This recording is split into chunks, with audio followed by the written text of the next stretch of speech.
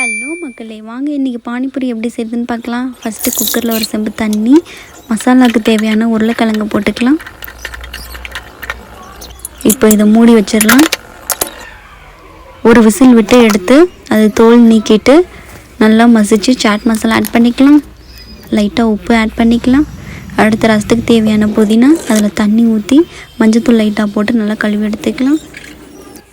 கொத்தமல்லி தண்ணி ஊற்றி மஞ்சத்தூள் போட்டு நல்லா கழுவி எடுத்து ஒரு பாத்திரத்தில் ரெண்டையுமே வச்சுக்கலாம். 3 பச்சை மிளகாய், 3 பல் பூண்டு, இஞ்சி, புதினா, கொத்தமல்லி எல்லாம் போட்டு நல்லா நைஸாக ஒரு கப்பில் வச்சுக்கலாம். லெமன் சைஸில் புளி ஊற வச்சுக்கலாம். தண்ணியில் மஞ்சத்தூள், மிளகாத்தூள், அரைச்சி வச்சது, புளிக்கரைசல், உப்பு, சாட் மசாலா. இப்போ ரசம் ரெடி. இப்போ பானிபூரி பொரிச்சு எடுத்துக்கலாம்.